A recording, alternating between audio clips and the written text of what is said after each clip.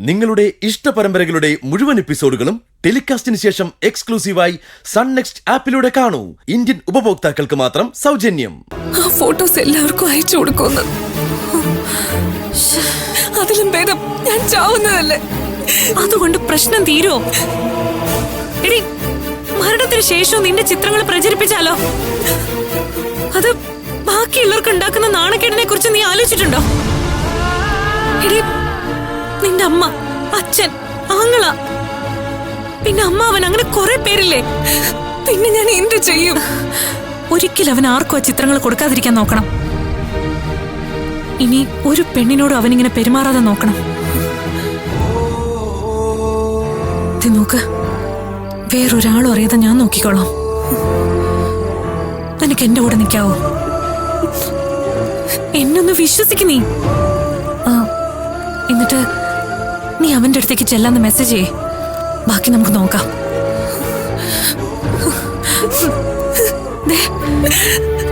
ധൈര്യവും തന്റെ ഒക്കെ നീ കാണിക്കുന്ന വെറും പാഠമാണെന്ന് എനിക്ക് മനസ്സിലായി. തൽക്കാലം ഞാൻ പറഞ്ഞ പോലെ ചെയ്യ. എന്നിട്ട് ഈ കുരുക്ക് ഇപ്പൊ തന്നെ അഴിച്ചു മാറ്റി കിടന്നുറങ്ങാൻ നോക്ക്. നാളത്തോടെ അവന്റെ ശല്യം നമുക്ക് അവസാനിപ്പിക്കാം. പോയി കിടന്നുറങ്ങും മോളെ. ചേച്ചിയുണ്ട് കൂടെ.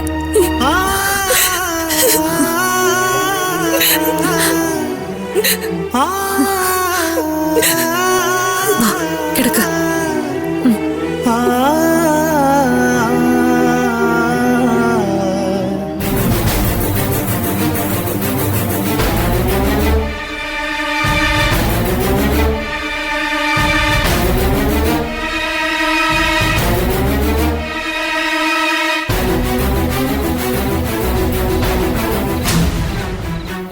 ഗുളിക കൊടുത്ത വെളുപ്പാങ്കാലം വരെ വേറെ ശല്യമൊന്നും ഇല്ലെങ്കിലും ആ കൂർക്കമല്ലി സഹിക്കണമല്ലോ എന്ന് ഓർക്കുമ്പോ ശ്വാസം മുട്ടിച്ച് കൊല്ലാൻ വരെ തോന്നും.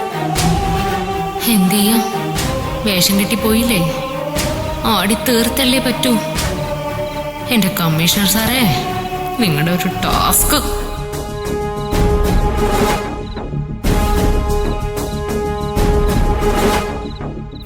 അപ്പോ സ്വസ്ഥമായിട്ട് മോൻ കിടന്ന് ഉറങ്ങ കേട്ടോ.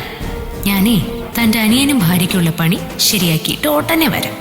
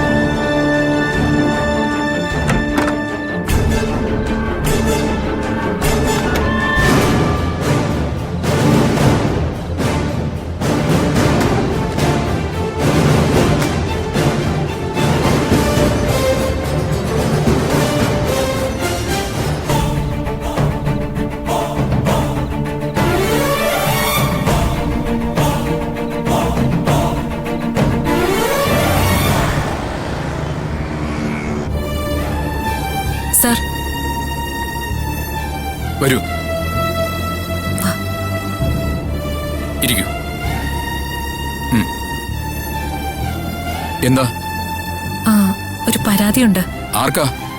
ആ, ഇത് എന്റെ അനിയത്തിയാ. ഇവക്കാ പരാതി. എന്താ കാര്യം പറഞ്ഞോളൂ. ദാ സർ.